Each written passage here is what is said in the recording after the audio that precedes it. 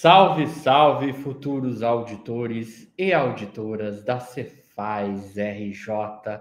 Estamos de volta para mais uma aula de economia. Vamos resolver aí mais 10 questões objetivas e hoje nós vamos falar sobre o tema de economia internacional. Ah, professor, mas no edital eu não vi escrito economia internacional. Embora não esteja escrito explicitamente economia internacional no edital, vai lá no edital de macroeconomia e você vai ver que tem vários temas de macroeconomia que, no fundo, são economia internacional, né? Existe uma interseção aí entre o que é macroeconomia e o que é economia internacional.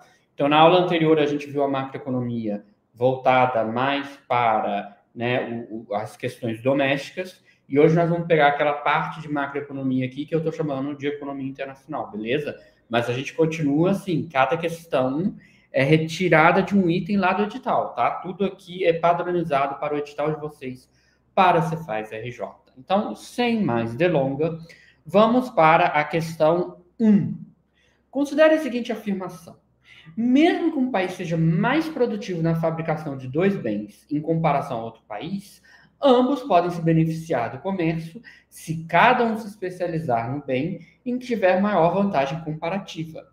Qual das opções abaixo melhor explica essa ideia? Letra A. A afirmação está incorreta, pois o país mais produtivo em ambos os bens não pode se beneficiar do comércio. Letra B. O país mais produtivo em ambos os bens deve produzir tudo internamente, pois não há ganhos na troca internacional. Letra C. Trata-se de um exemplo em que a especialização se baseia no custo de oportunidade relativo, não apenas na produtividade absoluta. Em tais circunstâncias, letra D. Em tais circunstâncias, o comércio é favorável somente para o país menos produtivo, que obtém ganhos unilaterais. E letra E. Não existem vantagens comparativas quando há um país mais produtivo em todos os setores, de modo que o comércio deixa de ser benéfico.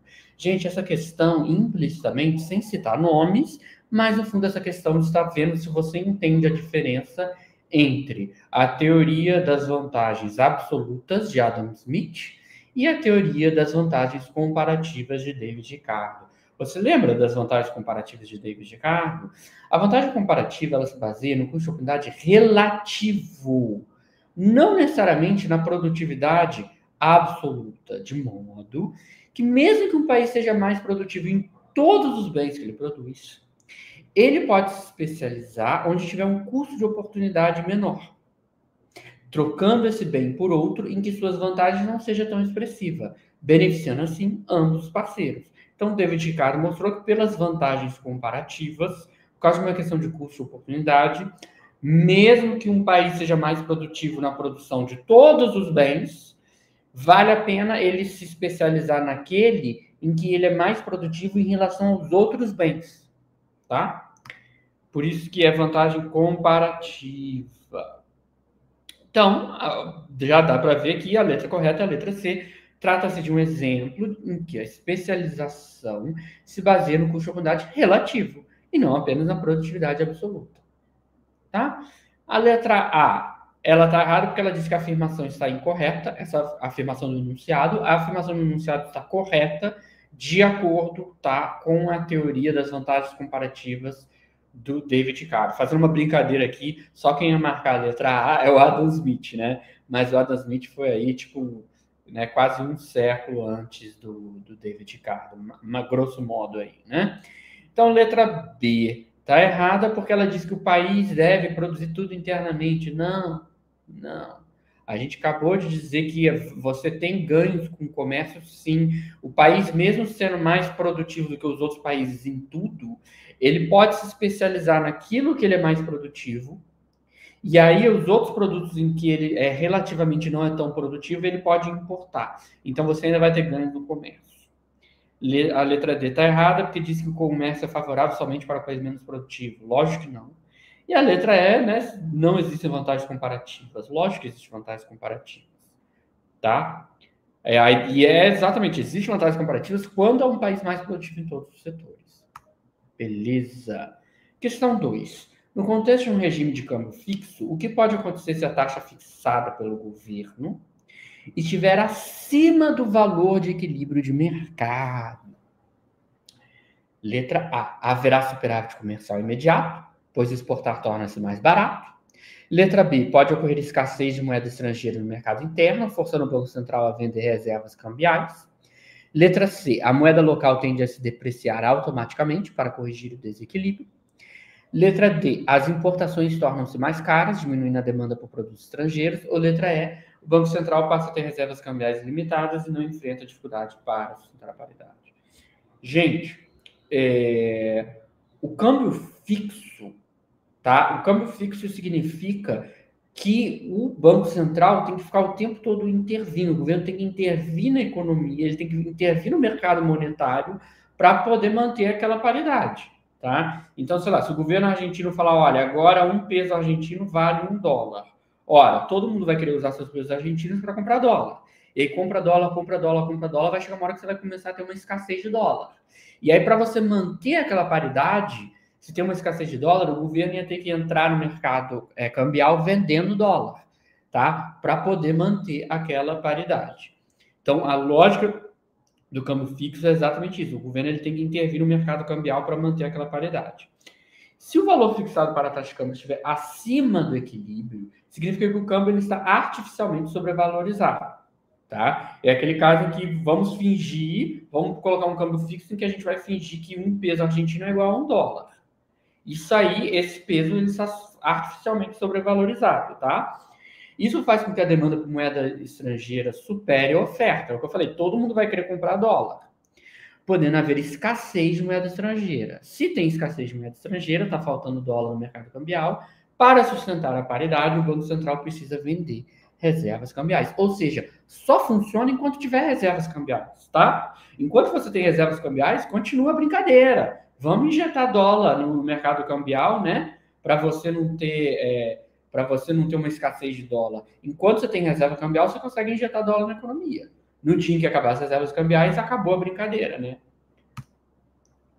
Então, lembrando que nós estamos falando de um câmbio fixo, a letra correta é a letra B.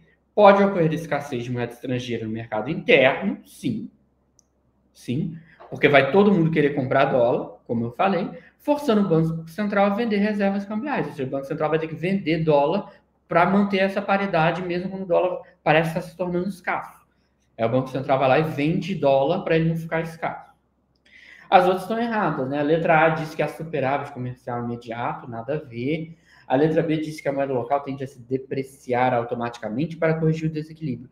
Não, gente. A moeda se depreciar automaticamente para corrigir o desequilíbrio é se fosse câmbio flutuante, mas aqui o enunciado está falando de câmbio fixo, não vamos confundir.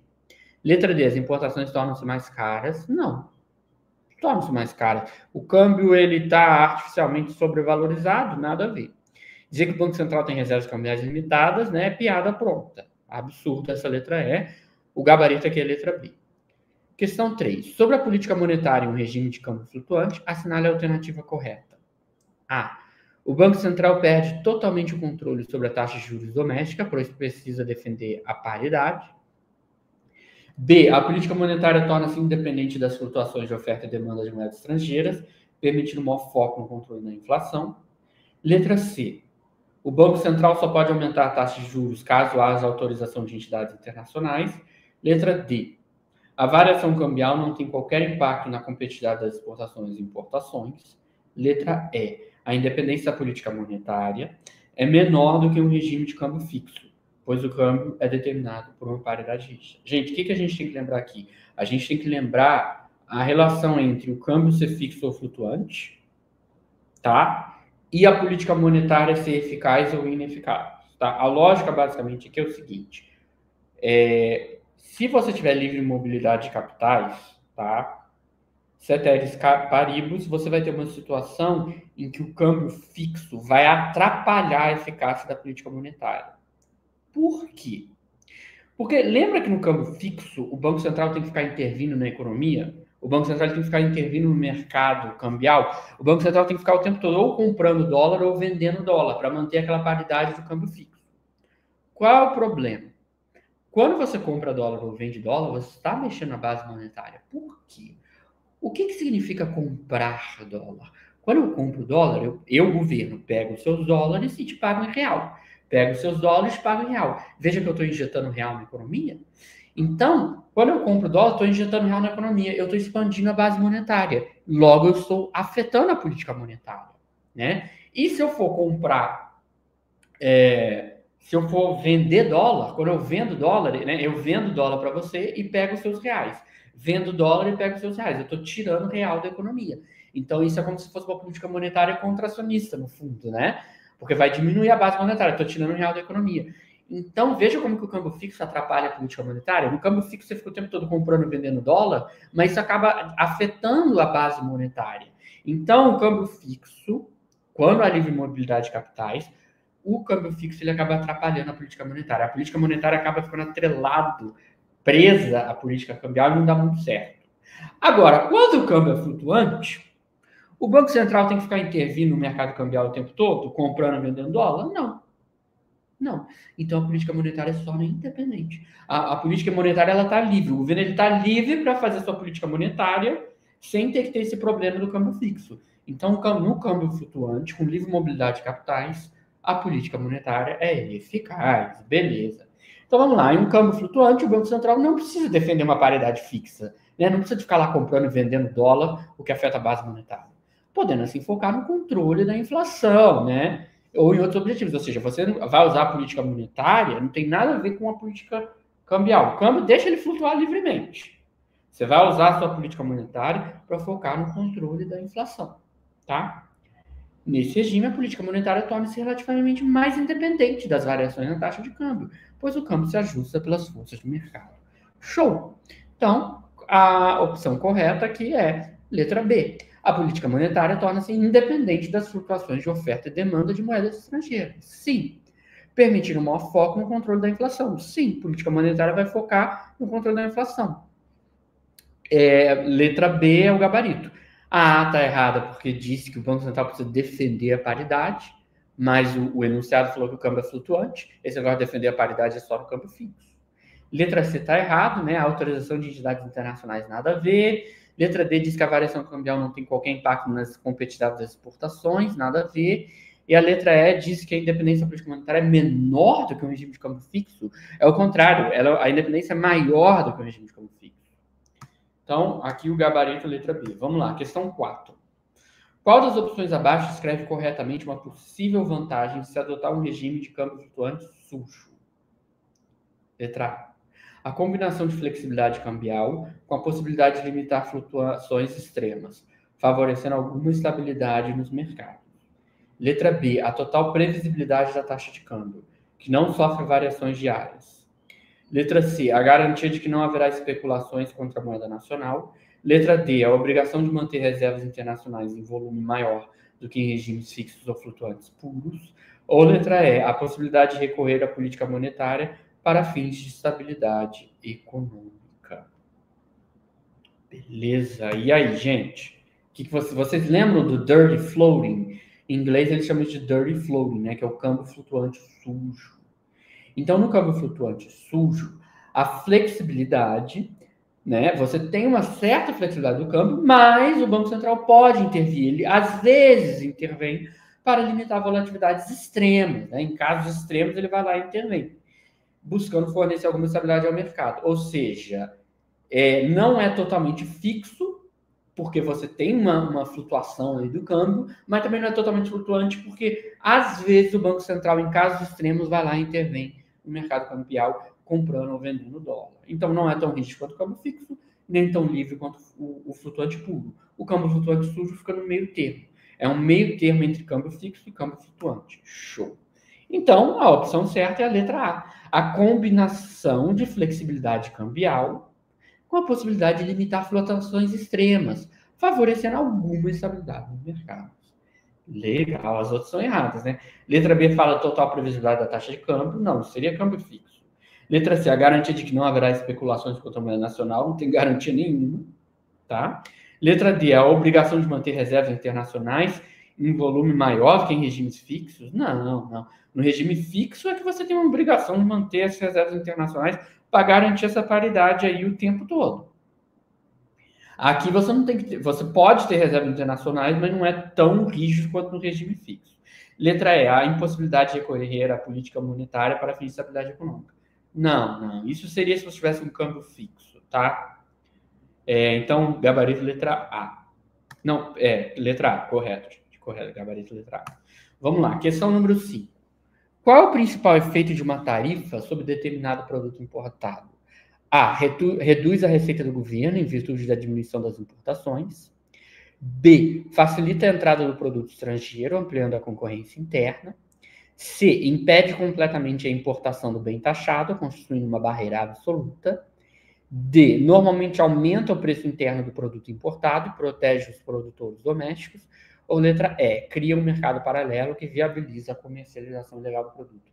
Gente, isso me lembra um caso curioso. Eu tinha um amigo, quando eu fiz faculdade de economia, tá? Eu tinha um amigo que ele era dono de uma loja de brinquedos. E ele dizia que a China estava destruindo o mercado brasileiro de brinquedos, tá? A China estava destruindo as indústrias brasileiras de brinquedos. Por quê? Porque a China vende brinquedos muito mais barato do que os brinquedos brasileiros. Então, numa loja de brinquedos, chegam os produtos chineses, made in China, muito mais baratos que os produtos brasileiros, e aí as pessoas vão comprar os produtos chineses que são mais baratos. Isso tende a destruir, né, a indústria brasileira de brinquedos. Então, uma maneira de você proteger, né, o que é protecionismo? Uma maneira de você proteger a indústria brasileira de brinquedos seria você taxar as importações de brinquedos. Então, vai lá e taxa os brinquedos importados da China. Por um lado, você vai estar protegendo os produtores domésticos, ou seja, se você é dono de uma fábrica brasileira de brinquedos, você vai achar isso maravilhoso, legal. Você está me protegendo dessa concorrência aí selvagem, né, da competitividade dos brinquedos chineses. Mas, do ponto de vista do consumidor, isso é um problema. Por quê? Porque você está taxando o produto importado, eles vão ficar mais caros. Ou seja, os brinquedos chineses vão ficar mais caros porque você colocou uma taxa. Tá? Então, tem dois lados. Por um lado, você protege o produtor doméstico, por outro lado, aumenta o preço do produto importado. Então, uma tarifa, nesse caso, eleva o custo de entrada do produto importado, que aumenta seu preço interno. Tá? Com isso, a demanda por produtos domésticos tende a subir, protegendo os produtores nacionais. É um instrumento típico de protecionismo. Então, você já deve ter percebido, por que eu falei, que, obviamente, o item correto é a alternativa D. Normalmente, aumenta o preço interno do produto importado. Como eu falei, vai ficar mais caro esses brinquedos chineses e protege os produtores domésticos, exatamente. Tá? As outras estão erradas. A letra A diz que vai reduzir a receita do governo. Não. O governo está cobrando uma tarifa, vai aumentar a receita do governo. Letra B, facilita a entrada do produto estrangeiro, ao contrário, dificulta a entrada do produto estrangeiro. Letra C, impede completamente a importação, aí também não exagera, né? Não é que não vai mais ter brinquedo chinês, tá? Você só vai ter uma tarifa lá, mas não impede. Dizer que cria um mercado paralelo que viabiliza a comercialização ilegal do produto. Gente, isso não é impossível, né? Eu poderia imaginar um mundo em que você tem uma venda ilegal de brinquedos, né? Você vai ter um traficante de brinquedos chineses. Mas não. Também não dá para afirmar isso assim categoricamente. Teoricamente, né? Mas não vamos viajar também, né? Vamos pela resposta mais razoável aqui. Questão 6. Qual das seguintes alternativas descreve um possível efeito negativo dos subsídios agrícolas no comércio internacional? Letra A. Aumento da diversidade de produtos agrícolas disponível no mercado internacional. Letra B. Redução da dependência de importações de produtos agrícolas. Letra C. Distorção dos preços de mercado e prejuízo aos produtores agrícolas de países não subsidiados. Letra D, melhoria da balança comercial dos países que concedem subsídios. Ou letra E, aumento da eficiência produtiva dos agricultores subsidiados. E aí, pessoal, o que vocês me dizem? Os subsídios agrícolas, eles reduzem os custos, tá, para os produtores do país que subsidiam. Ou seja, para eu que estou produzindo, receber subsídio, eu adoro receber subsídio. E aí você vai ter preços artificialmente competitivos. Ou seja, esse produto vai ficar com preço competitivo não porque aquele produtor é mais eficiente, mas só porque ele está recebendo subsídios. Só por isso que ele está conseguindo vender mais por um preço mais barato. Porque ele recebe subsídios, não porque ele seja mais eficiente ou mais competitivo. Tá? Isso distorce o preço de mercado e prejudica os produtores dos outros países que não concedem subsídios, pois não conseguem competir em igualdade de condições. Beleza? Uma concorrência desleal. Então, A resposta, obviamente, é a letra C. Você vai ter uma distorção dos preços dos mercados, sim. Prejuízo dos produtores agrícolas de países não subsidiados, sim, foi o que a gente acabou de falar. Tá? Dizer que vai ter aumento da diversidade dos produtos agrícolas, não mesmo, porque você está prejudicando os produtores agrícolas de outros países. Dizer que você vai reduzir a dependência de importações, não sei disso. Não sei disso, não. Acho que esse item B não está muito razoável, não. Letra D, melhoria da balança comercial dos países que concedem subsídios, não necessariamente. Tá? Você não pode afirmar categoricamente. Poderia haver uma redução da dependência de importações? Talvez. Poderia haver uma melhoria da balança comercial? Talvez, mas você não pode afirmar isso com certeza absoluta. O que dá para afirmar letra C, dá para afirmar distorção dos preços, sim. Prejuízo aos produtores dos países que não recebem subsídios, sim. E a letra E está errada, aumento da eficiência, não mesmo. Não vai, a gente já falou, ele não está com um preço melhor porque aumentou a eficiência, ele só tem um preço melhor porque ele está recebendo subsídio. Questão 7. Considere os efeitos de uma cota quantitativa sobre o bem-estar social. Qual das afirmações é correta? Né? Cotas no comércio. Vamos lá. Letra A. As cotas quantitativas sempre aumentam o excedente do consumidor, pois os preços internos tendem a cair. Letra B. A imposição de cotas quantitativas não provoca nenhuma ineficiência na alocação de recursos da economia. Letra C. As cotas quantitativas são neutras em termos de efeitos distributivos, pois não há transferência de renda entre os agentes econômicos. Letra D. Com a aplicação de cotas quantitativas, o governo se torna o único comprador e vendedor do produto, monopolizando sua comercialização. Ou letra E. As cotas quantitativas podem levar os preços internos, reduzindo o excedente do consumidor e beneficiando determinados produtores domésticos. Então, gente, a cota quantitativa é um limite máximo de importação. Você, ao invés de colocar uma tarifa no preço, você coloca uma cota na quantidade. Você diz, esse aqui é o máximo que eu vou deixar vocês importarem. Não vou deixar vocês importarem mais do que essa quantidade, tá? Então, se você está limitando a quantidade importada, isso tende a reduzir a oferta de produtos importados. E, portanto, vai elevar os seus preços internos. Né? Reduzir a oferta vai elevar o preço interno. Isso diminui o excedente do consumidor. Lógico, como eu disse, você está reduzindo a oferta. Está aumentando o preço. Isso prejudica o consumidor, vai diminuir o excedente do consumidor. E favorece determinados produtores domésticos. Por quê? Porque eles enfrentam menos concorrência externa. Beleza? Então, qual a letra que está correta? Letra E. As cotas quantitativas podem levar os preços internos, reduzindo o excedente do consumidor e beneficiando determinados produtores domésticos. Correto, foi o que a gente acabou de falar. A A está errada, porque diz que ela aumenta o excedente do consumidor, é o contrário, ela diminui. A letra B está errada, porque diz que não provoca ineficiência, é o contrário, provoca sim uma ineficiência. Letra C, as cotas quantitativas são neutras, não são nada neutras, elas distorcem o mercado.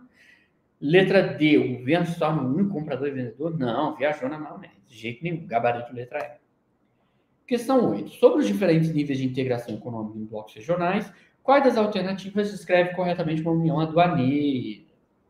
Letra A. Trata-se de um acordo comercial em que não há redução de tarifas entre os países membros. Letra B. É a etapa mais avançada na qual os países compartilham uma moeda única e uma política monetária comum. Letra C. Corresponde apenas à zona de livre comércio, sem adoção de tarifa externa comum contra terceiros. Letra D. É uma forma de integração em que a livre circulação de bens e serviços entre os membros, somada à adoção da tarifa externa comum. Letra E. É uma integração focada exclusivamente em questões trabalhistas, sem tratar de políticas comerciais.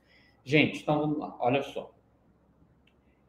À medida que você vai aprofundando os laços comerciais entre um grupo de países, como, por exemplo, sei lá, o Mercosul, a União Europeia, você tem vários estágios de integração, tá? Primeiro você teria um estágio mais simples, que é simplesmente uma zona de livre comércio. É simplesmente dizer que entre esses países você tem livre comércio. Entre esses países você tem tarifas reduzidas ou tarifas zeros de importação e exportação, tá? Um estágio além, mais aprofundado da zona de livre comércio é a união aduaneira, em que além de você ter livre circulação de bens e serviços, você também tem a adoção de uma tarifa externa comum, chamada de TEC. Tarifa externa comum significa que, para os países de fora desse grupo, você vai cobrar uma mesma tarifa externa comum. Ou seja, qualquer país do Mercosul vai cobrar uma mesma tarifa externa para quem for de fora do Mercosul. E se você quiser se aprofundar mais ainda, o grau mais elevado de aprofundamento da integração seria tipo a União Europeia, que a União Europeia é uma união monetária. A União Europeia não é só livre comércio. A União Europeia você tem uma união monetária porque você tem uma mesma moeda, o euro, tá? Não vamos confundir. Uma coisa é zona de livre comércio, tá? Outra é a União Aduaneira, que ela tem livre comércio mais a TEC. E outra coisa é o caso da União Europeia, né, que é uma união monetária em que você tem livre comércio mais TEC mais uma moeda unificada, né?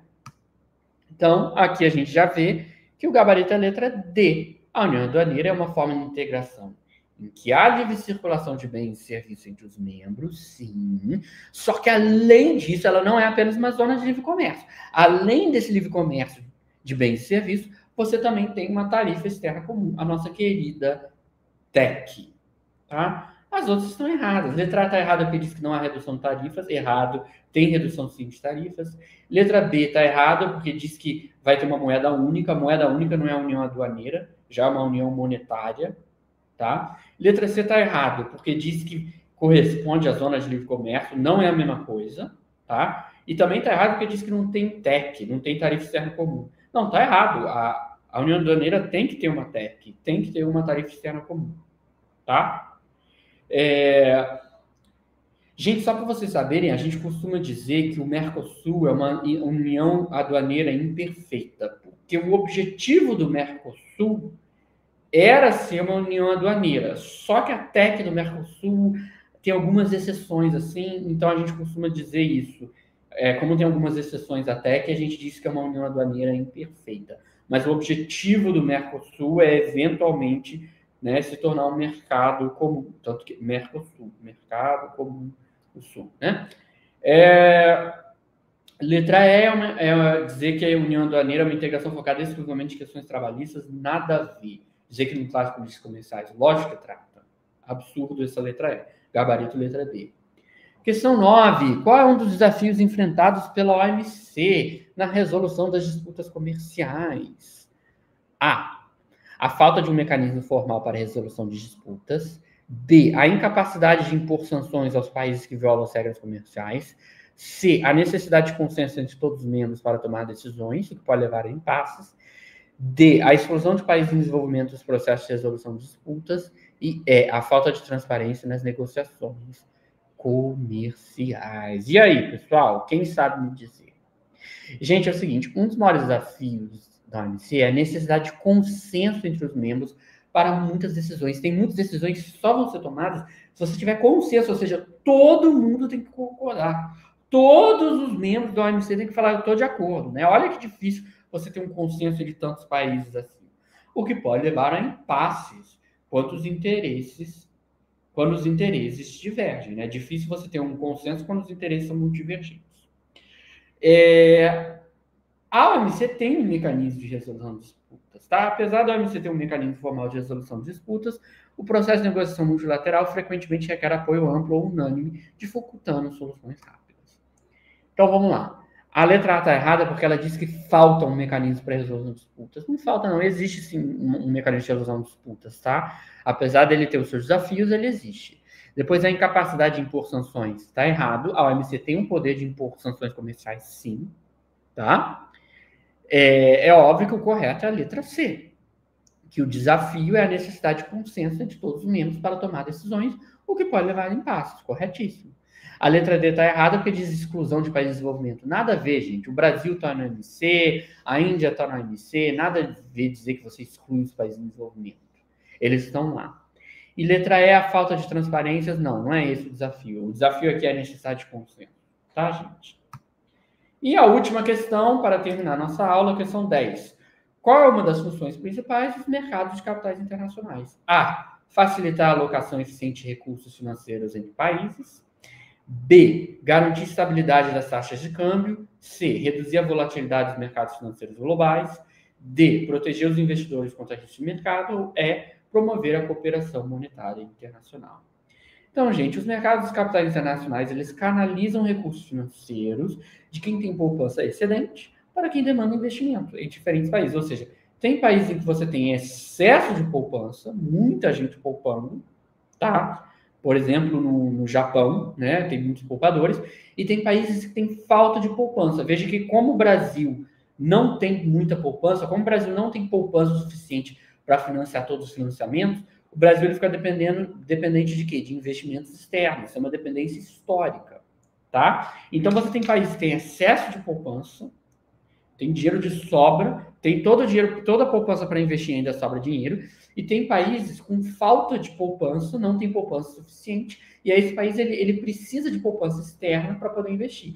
Então esse mercado financeiro internacional, o mercado de capitais internacionais, vai fazer aí essa alocação, né? Vai fazer aí essa alocação para que você possa transferir poupança dos países que têm excesso de poupança para os países que têm escassez de poupança.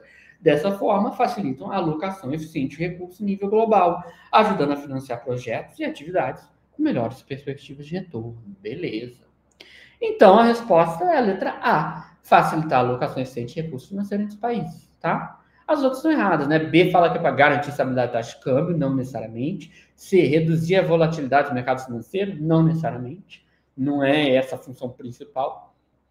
D, proteger os investidores contra riscos, não necessariamente. E letra E está confundindo com cooperação monetária internacional, nada a ver. Então, pessoal, com isso nós terminamos a nossa aula de economia internacional. Espero que vocês tenham gostado da aula. Continuem resolvendo questões, né? Vamos continuar aqui firme e forte, disciplina, dedicação, determinação. E eu vejo vocês na próxima aula. Até mais, pessoal. Tchau, tchau. Falou.